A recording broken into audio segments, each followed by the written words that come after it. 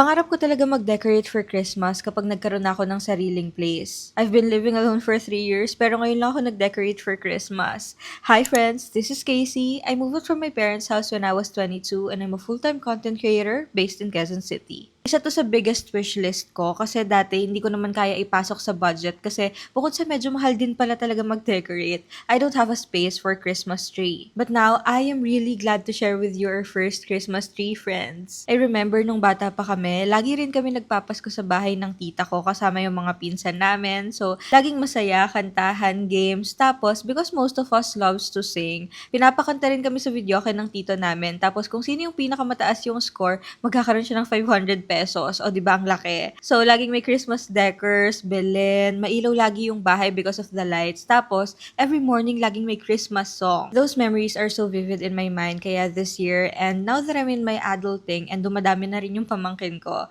I want them to feel and experience that too. Iba kasi talaga yung Christmas pag bata ka. Mas maaalala mo kapag mas masaya eh. Yung magsisimba muna lahat, tapos magpa-party after. I want them to remember why we really celebrate Christmas. It's not about the aguinaldo and gifts or party. It's about Jesus' birth and why He's very important to get celebrated. It's time na ipasa naman namin sa next generation kung ano yung natutunan namin from our parents, and we are really blessed that we grew up in a family that knows and loves Jesus. And now that finally we built our first Christmas tree, I am so happy na I get to share our milestones with all of you kasi part talaga kayo nito, friends. Your support, time, and effort sa panonood and pagko-comment really brought so much happiness to me. Tapos share ko pa to sa family and friends ko, 'di ba? Thank you so much for always being there. Have a happy holidays and Merry Christmas. Yun lang. Babu!